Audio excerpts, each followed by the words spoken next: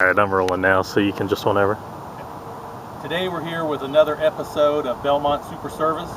Today we're going to talk about 32 three-window coupe. Now if you're into 32 coupe folklore, you probably know about Jaybird's 232s that were in Owensville. They showed up in Street Rider magazine a few years ago, and like a lot of those cars, they've been passed around. A lot of money's changed hands, but I've never really seen any of them out. Now, this is not one of them.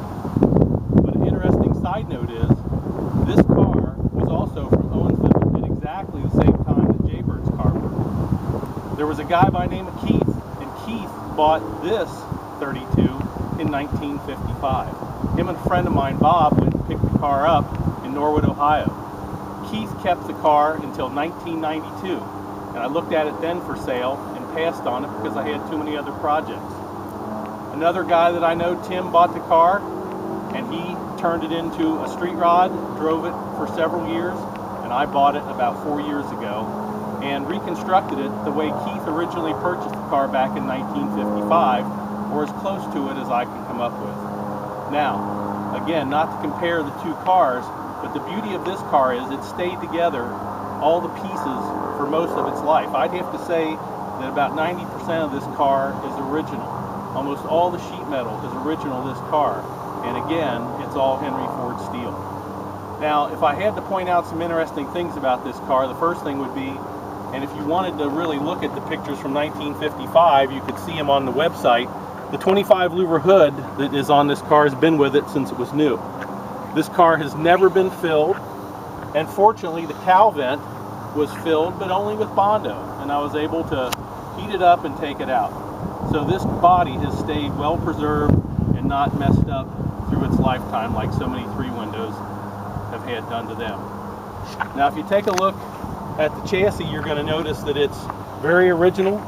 Still has the lever action shocks, still has the stock I-beam that's not been dropped, does have later 48 hydraulic brakes, and other than that, the chassis is very original. The engine in this car is a 59B.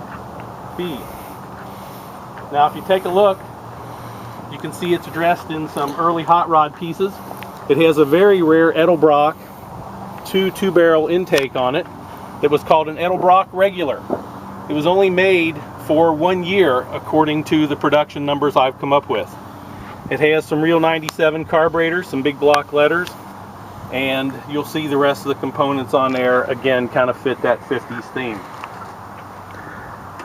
Inside the car, it still retains its chrome garnish moldings that it had in 1955, and even though I couldn't see all the white interior in the car, I do know that the headliner and other portions were white, and so again, taking maybe a few liberties, I thought this is the way a hot rodder would have liked to have it in the early 50s.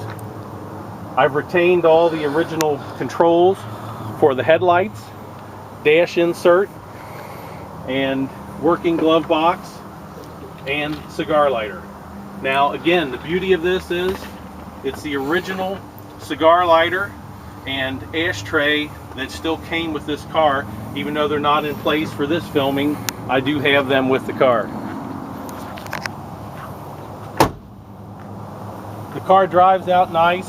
It's what can I say? It's a 32 three-window coupe, and I've tried to preserve some of its history. That's it for today, and hope you enjoyed it.